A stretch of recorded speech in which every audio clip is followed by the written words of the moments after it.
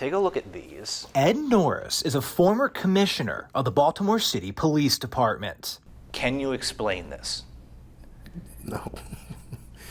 I mean, it's just, I was floored when I looked at your stories, frankly. We showed Norris these overtime forms for Lawrence Smith, a longtime City Schools police officer and star football coach at Dunbar High School.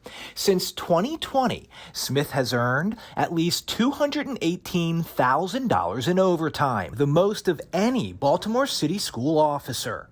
So we filed a public records request to see his overtime forms, and what we uncovered raised a lot of questions. For the life of me, I cannot explain how this happened unless someone just is signing anything put in front of them without looking, or there's some kind of involvement, there's some kind of complicit behavior. I don't know. We found examples of Smith logging overtime hours at the same time he was seen in a live Facebook video driving a boat on the Chesapeake Bay.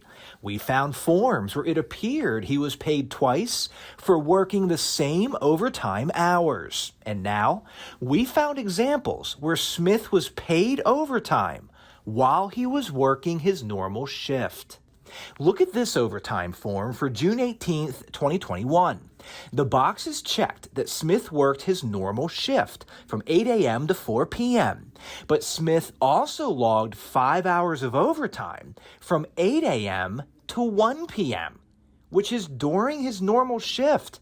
According to Smith's pay logs, which we obtained from City Schools, he was paid for 8 hours at his normal rate, and he was paid for 5 hours of overtime on June 18th, which means taxpayers paid Smith for his normal shift and overtime at the same time. I'm just stunned by this. It's one thing with his conduct, if this is, intentional fraud where you're double dipping. But my bigger question is, who is supervising this?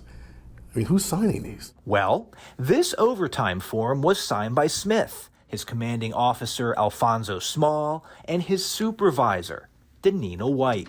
What I love about my job, I've been with the Board of Education for more than 23 years. This is White from a 2022 promotional video for City Schools. My vision is one with the 21st century model of cultural transparency and accountability to restore and rebuild the highest levels of public trust. We found 6 examples where it appears Smith was paid overtime during his normal shift, totaling 33.5 hours. White signed off on 4 of those overtime forms, including this one from March 14th, 2020. Take a look at this.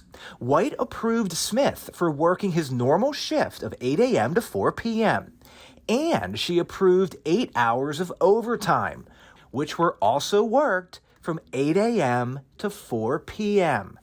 We checked. Smith got paid for both. If it was one, I'll give you one. Maybe 2. You just weren't paying attention. Somebody didn't catch this, but how do you miss 6 of these? According to City Schools policy, it seems this should not happen even once. These overtime forms where officers submit for extra hours are called off-duty appearance forms because the officer is no longer considered on duty for their regular shift. Baltimore City Schools website says, under no circumstances shall on-duty members have an off-duty appearance form certified. But it appears that is exactly what happened here, multiple times. Project Baltimore emailed White about these overtime forms, but she did not respond. We also asked City Schools to sit down with us to explain the overtime approval process. The district did not agree to an interview, but did give us a statement.